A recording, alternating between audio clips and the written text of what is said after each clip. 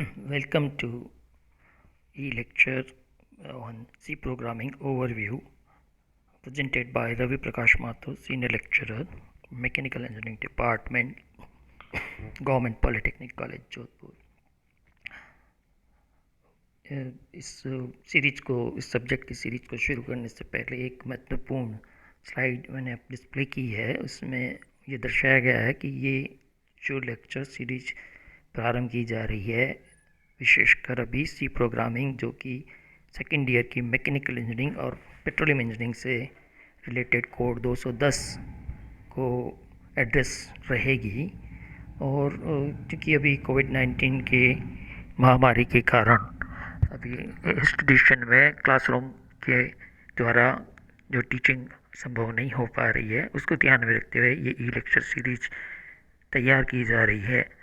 और इसका ये उद्देश्य रहेगा कि स्टूडेंट्स को इस पीरियड में भी एक प्रकार की किसी भी सब्जेक्ट से संबंधित जो है जानकारी, नॉलेज उनको ट्रांसफ़र होती रहे ऑनलाइन, और उनका एक निरंतर अध्ययन का कार्य चलता रहे।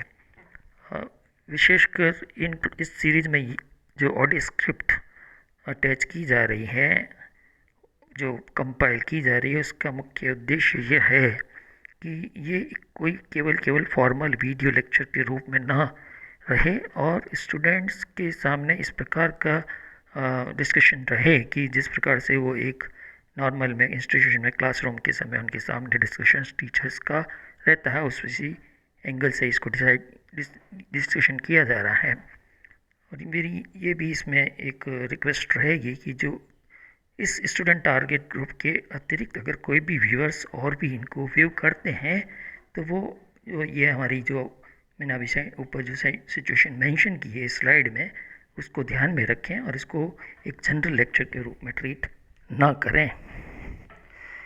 सबसे पहले जब हम क्लासेस में भी कोई भी सब्जेक्ट फर्स्ट लेक्चर के रूप में शुरू करते हैं, तो सामान्यतः सबसे पहले हम उस सब्जेक्ट के बारे में, उसकी महत्वपूर्ण जो उसकी महत्व है, उस सब्जेक्ट का क्या है, उसके बारे में एक डिस्कशन करते हैं नॉर्मली। तो उसी क्रम में ये है कि C is programming computer programming language and also structured programming language. और मतलब ये एक प्रोग्रामिंग लैंग्वेज है और बहुत ही एक वेल स्ट्रक्चर्ड टाइप की प्रोग्रामिंग लैंग्वेज है। और C programming language we consider various syntax used in programming. Syntax जिस प्रकार से हम हिंदी, इंग्लिश, इनमें हम एक विशेषकर ग्रामर या व्याकरण के अंदर जो रूल्स जिस टाइप के काम में लेते हैं, उसी प्रकार के कुछ particular rules, protocols C programming में भी काम में लिए जाएंगे। उसकी जानकारी हम स्टूडेंट्स को सिखाएंगे। और by having good knowledge of C, students can write modular application and system programmes.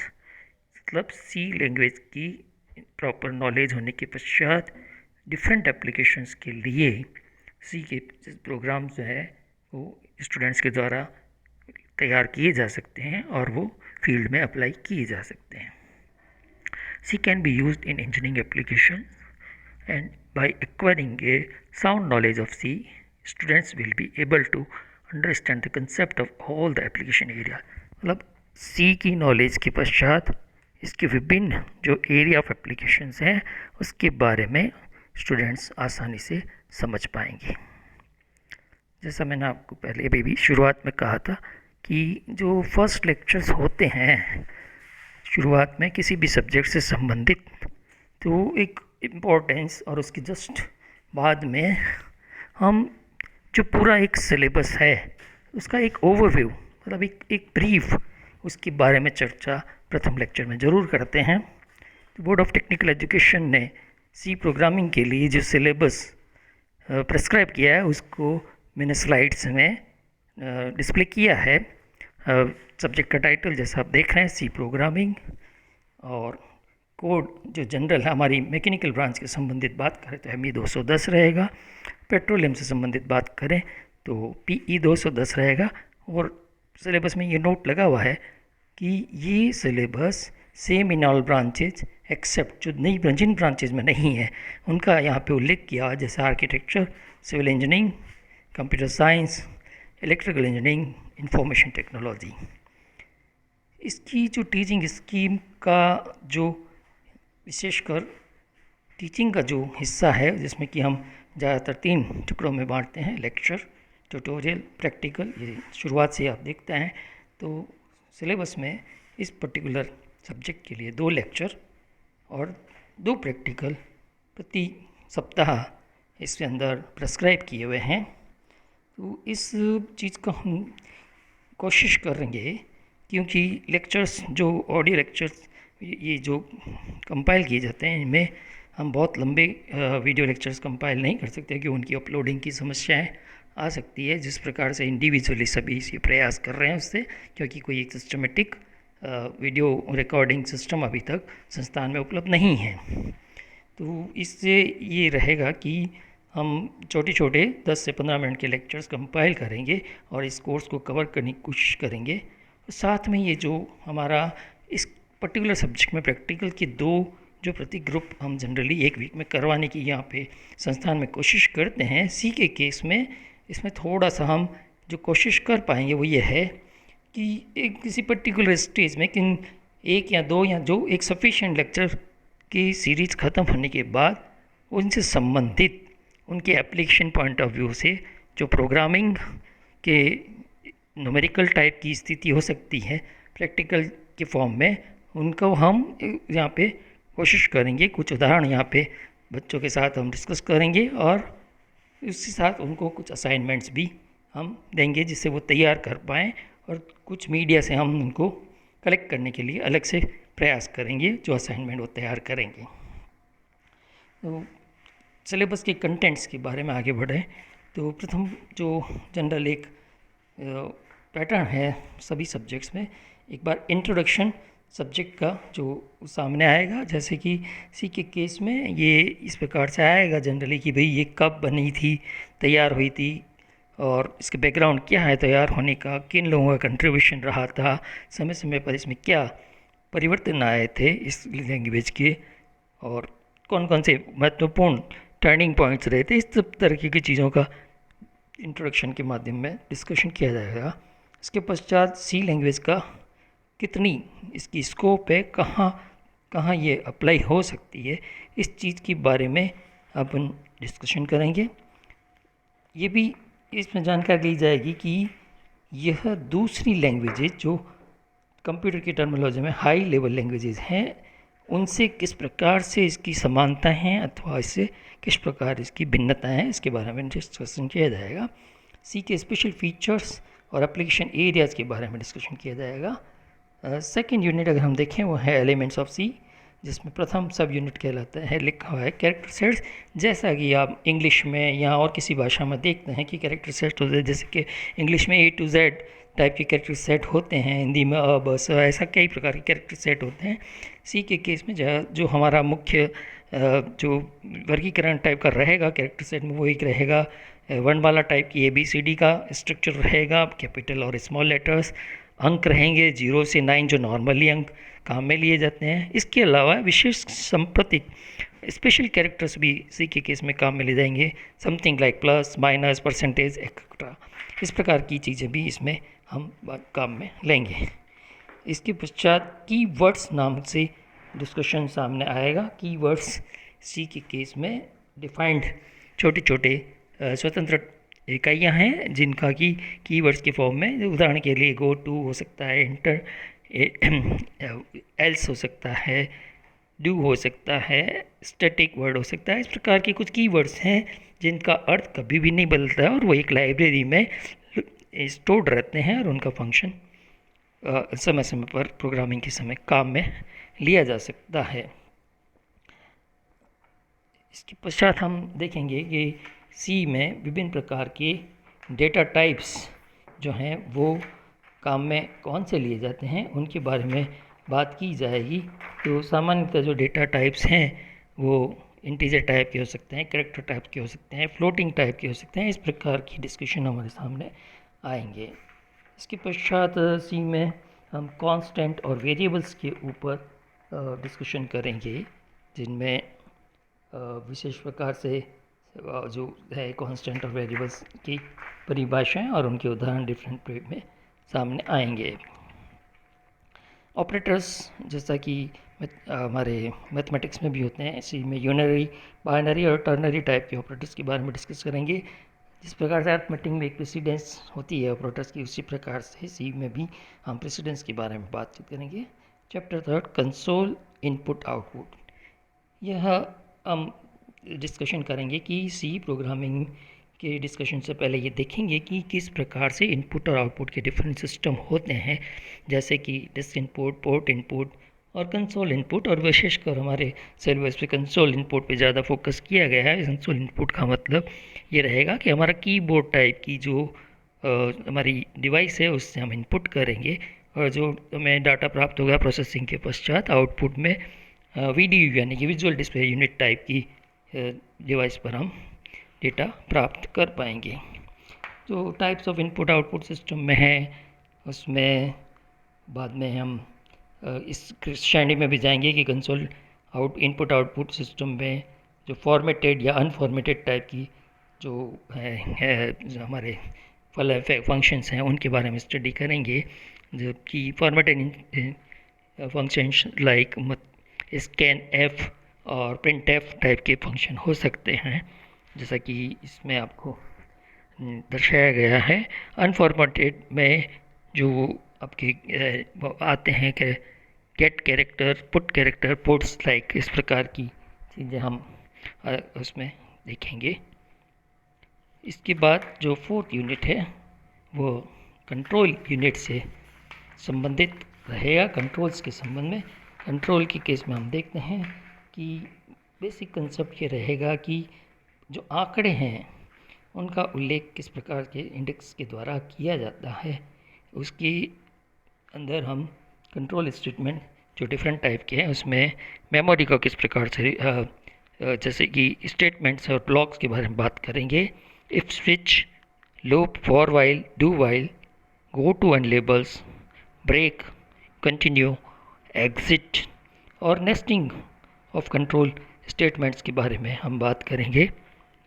पांचवा यूनिट जो एरेज से संबंधित है। एरे का हम यहाँ पे एक सिंपल सी बात कहें कि समूह के प्रत्येक आंकड़े का उसके सूचकांक द्वारा उल्लेख करते हैं।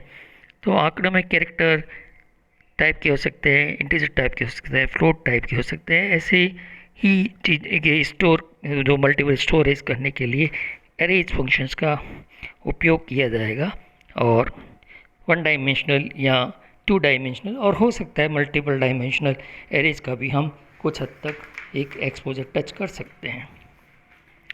छठा यूनिट फलन या बेसिक हमारे जो फंक्शंस हैं जो नॉर्मली उनके बारे में हमारा मूल रूप से डिस्कशन रहेगा।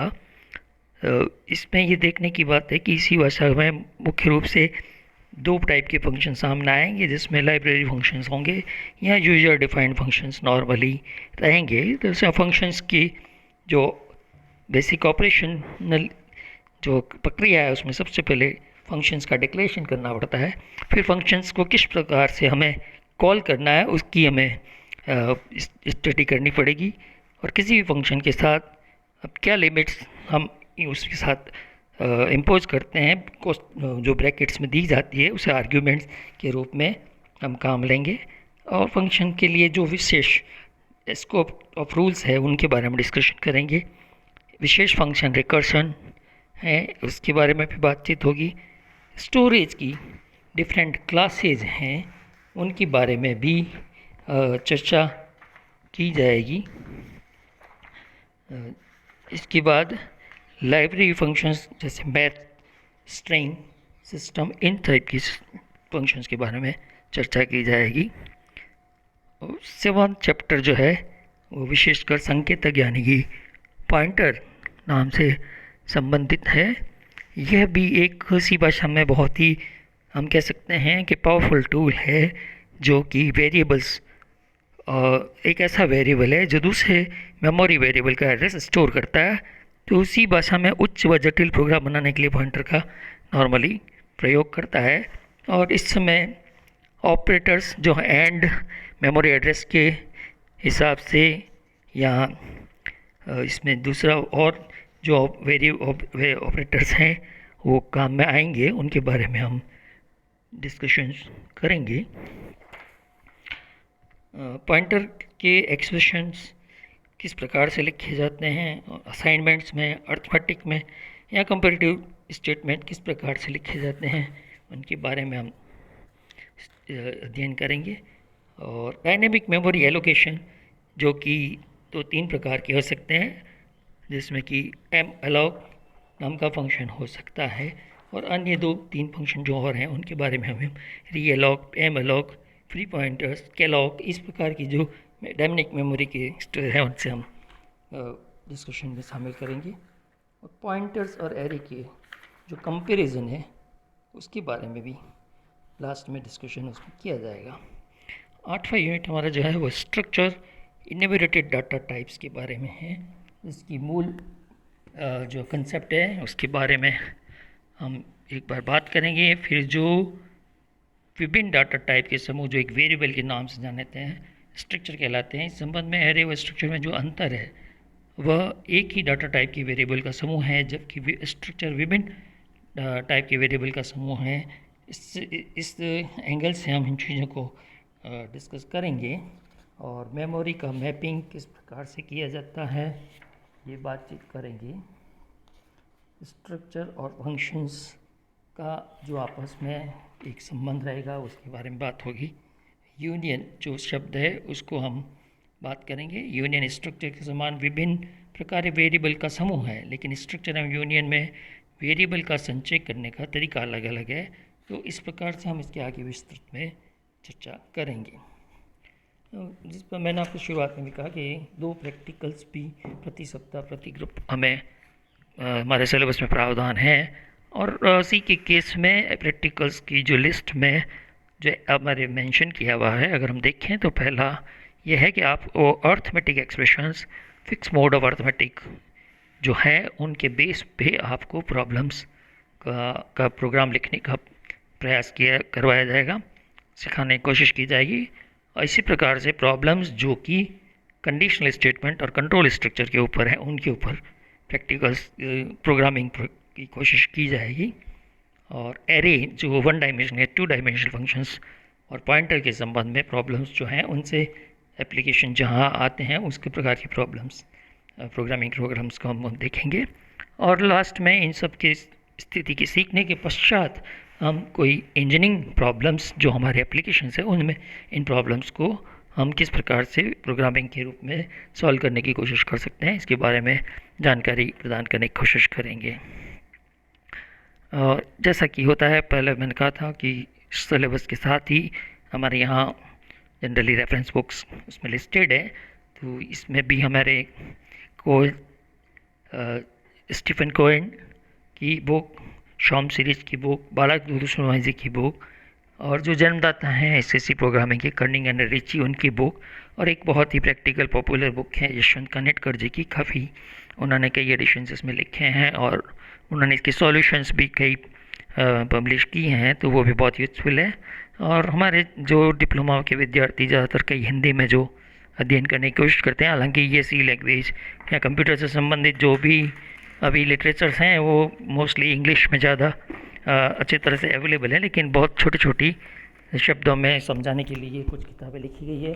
इसी में हमारे केस में मुरलीधर वर्मा जी जो पॉलिटेक्निक जोधपुर में ही कार्यरत हैं, उनके द्वारा भी एक सरल भाषा में नीलकंठ पब्लिकेशन के प्रकाशन के अंतर्गत एक छोटी सी किताब लिखी है, वो भी आपके स्टूडेंट्स के अध्ययन के लिए उपयोगी साबित हो सकती है।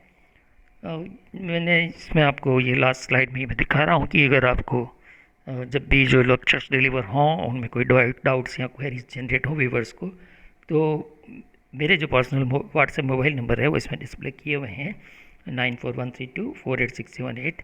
इस व्हाट्सएप मोबाइल नंबर पर आप अपनी क्वेरीज मुझे मैसेज के रूप में सेंड कर सकते हैं और मैं अपनी ओर से बेस्ट पॉसिबल उन क्वेरीज का आपको समाधान करने की कोशिश करूँगा। और इसके साथ ही हमारा ये आज फर्स्ट जो लेक्चर का एक इंटरेक्टिव पार्ट है वो समाप्त करते हैं। Thank you. अब नेक्स्ट लेक्चर में हम आगे जो भी सीरीज़ हमारी है उसको कंटिन्यू रखेंगे।